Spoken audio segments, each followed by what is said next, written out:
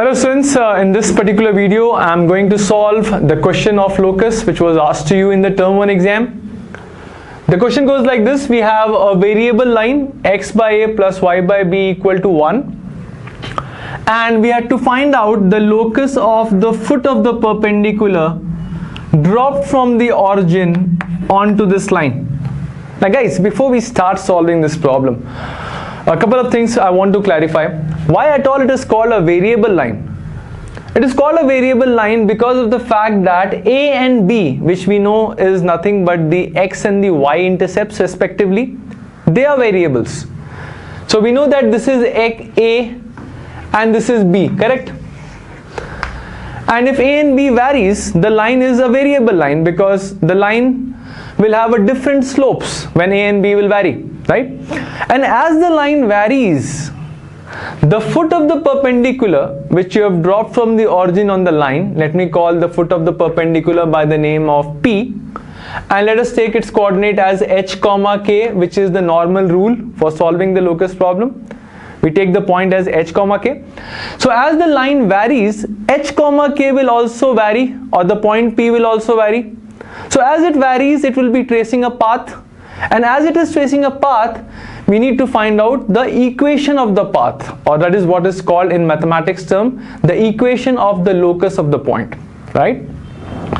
Now in order to solve this problem, let me tell you, a and b are variables which we normally term in the language of maths as parameters, right? So these are the parameters which we need to get rid of. So in the final expression, you should not have these parameters because they are varying, okay?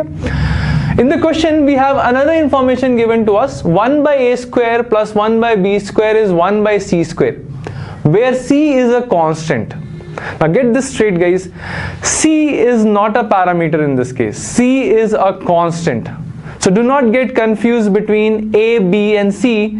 All the three are treated as constant in mathematics, but in the present question, a and b are parameters which are changing, they must not appear in your answer, and c is a constant which is fixed, c can appear in your answer, right? Now in order to solve this, I will use the basic concepts of geometry. I'll call this as small p, right? I'll call this as small p. I'll call this angle as angle alpha, right? Now if you focus on this triangle, let me call this as point A and this B. If you focus on OPA, this is P, this is alpha. So OA will be nothing but P by cos alpha. So I can say small a is nothing but P by cos alpha, right? If you focus on triangle OPB, if you focus on triangle OPB, if this is alpha, even this will be alpha, right? And if this is P, this length is going to be P by sine alpha. So your B is nothing but P by sine alpha, right? So I'll rewrite this here. Your A is nothing but P by cos alpha, and your B is nothing but P by sine alpha, right? And what is P itself? P is nothing but it's the distance of O from h comma k, right? So I can say P is nothing but the distance formula of the origin from h comma k, which is nothing but under root of h minus 0 whole square plus k minus 0 whole square, which in short is under root of h square plus k square, isn't it? So I have these pieces of information: 1, 2, 3, and this I can call it as 4. Alright, now using this I have to accomplish one small task.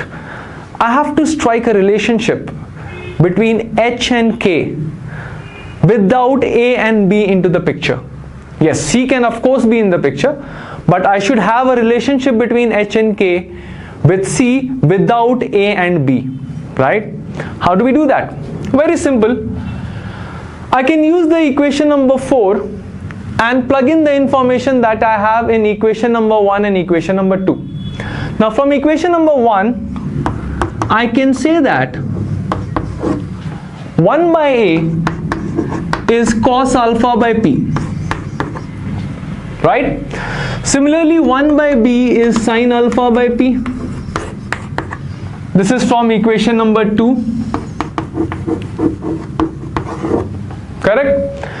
And if I put this in place of 1 by A and 1 by B, I can clearly say cos square by P square, which is nothing but 1 by A square, plus 1 by B square is nothing but sin square by P square, is equal to 1 by C square, right? So what I've done nothing. I've just substituted 1 by A and 1 by B in the equation number 4.